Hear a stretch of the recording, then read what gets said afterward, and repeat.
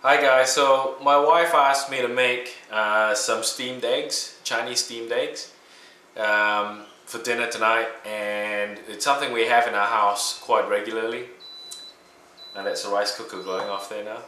And I guess she brought out the book to start writing down the recipe and on exactly how I do it, and really it's not that complicated a meal, it's just hard to get right when you don't remember the steps. So honey, this video is for you. I just want you to store this away somewhere and so you don't forget how to make steamed eggs. Right, so what I'm going to do is, for those of you who've never done this before, steamed eggs are really popular. It's a simple meal and it's pretty much something you can do anytime. I'm going to make about, oh I don't know, 4 eggs worth. Yep, that looks about right. So you'll need one of these. And I'm just going to crack the eggs in. So it's nothing complicated to start with. Oh yeah, by the way, wash your hands.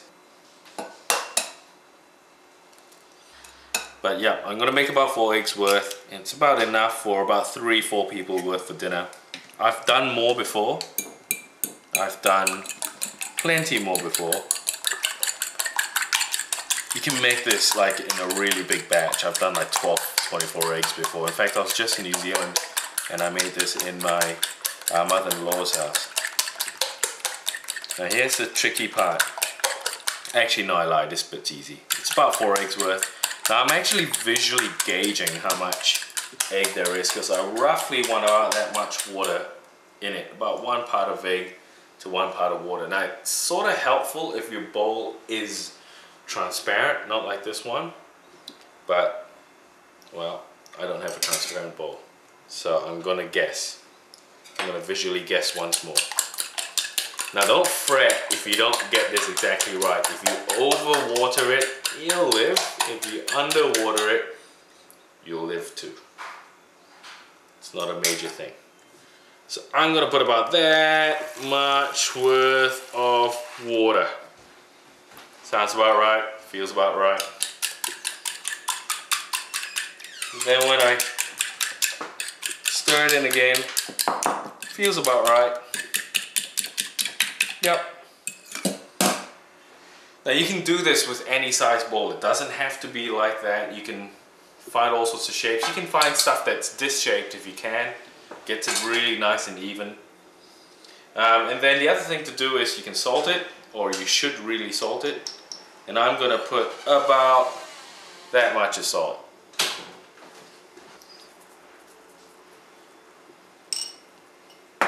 If you don't want that much salt, then take the salt out. If you want more, put more in. And I'm doing like the ultra easy version, because that's it. I'm not putting anything else. The key to this dish is to get it really smooth. So I'm just sort of checking here to make sure I've got it really smooth. And once I'm confident that I've got it really smooth, there's no major lumps in there, the bubbles will sort of go away. We're gonna get ready to steam it. Now I showed you this a second ago. This actually comes from my rice cooker. So I think if you buy a cheap rice cooker here in Australia, you'll find that it's got, they come with like these little things in there where you're supposed to be able to steam your vegetables.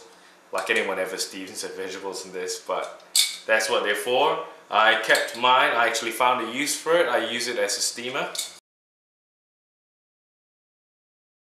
I'm just going to put that in like so. I don't know if you can see that. And because of the little holes, in it, that's going to let it act as a steaming tray thing. I've already got the water boiled. The kettle is one of my favorite friends. So I'm just going to put some water in. Now you're probably thinking in your head, how long should I steam this for? And if I really wanted to be honest, I don't really know. I think it's about 15 minutes worth. I mean, 15 minutes worth of steaming pretty much steams anything. And again, the key is to get this smooth. So what you don't want to do is you don't want to hit it with like max heat. You want to hit it with a heat that allows it to cook without it frothing up over the top. So if you've done this right, when you pull it out, it'll look like that, but cooked, and it won't be a big fluff thing sitting on top of it. It'll just be flat inside. So I'll show you in a moment, but if it's fluffing up like that, you've pretty much stuffed it up, right? And it's gonna taste like it won't taste nice. You want it to taste really creamy like a jelly. So you want it staying flat. It should just cook. Like imagine you don't want to hit 100 degrees, you know, you only want to hit it like at 70, 80. I mean, I'm making this number up because I don't actually know how hot it is. If there's steam in the pot, it should be over 100 degrees, but I guess it's the I don't know, power level of 1 to 10, so it's not at the 10. You're not running this at full heat. So I'm gonna put the lid on and chuck it onto the stove, and we'll just keep it. When I put it on, I'm gonna keep my eye on it the whole time. And if you're new to doing this, you will need to keep your eye on it the whole time from the top. So let me just put it on.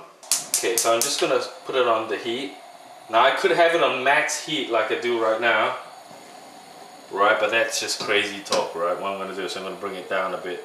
Well, actually I'm gonna keep the heat up, and I'm gonna watch it to see when it boils over. And the moment it starts boiling up, that's when I'm gonna turn the heat down, and I wanna control how much it bubbles. I don't want it to be frothing really heavily. I just want it to be a gentle heat, and I'm gonna let it go for about 15 minutes. So if you look really carefully, it's hard to see right now, but try to pay attention, and if you can see clearly from the side, the color of the egg on the sides or around it, on that side, around it here, sorry, around here and here, it's all gone a slightly different color.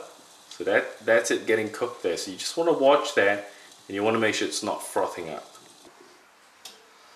Alright guys, now come over and have a look at this. So I've had it on low this whole time, and this is just right. And you can tell it's just right when you sort of move it a bit and shake it a bit. See that? It's nice and solid. It's not liquid inside anymore, and that's how you know it's done. Right? The middle's not really shaking, and then the final test, of course, which I don't like to do, but if you're new at this is what you can do. You can just poke it in, bring it out. Perfect. No oozing, nothing coming out over the top. It's perfect. Now I don't like doing that because I feel like I sort of ruined it a bit, but that's okay. We're gonna cover it up anyway in a moment. Right, so I'm gonna grab it out now. And this is what a good batch should look like. Hopefully I don't drop it. Don't drop it! Don't drop it! No droppage. Perfect. Now if you look really closely, you'll see there's like little telltale signs of bubbles around the side. That's how you know that for a split second there, it was a little bit too hot. But that's okay. I'm happy with this. Right, now to finish this off, it's pretty simple. I'm just gonna put a little bit of white pepper over it. I don't like to put way too much, but I like having a slight bit of flavor. So a bit of white pepper to cover the top. A quick little douse of light soy sauce.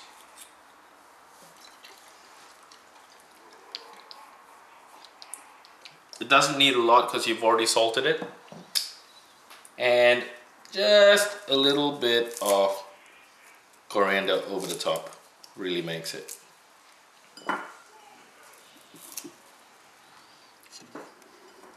Ta-da!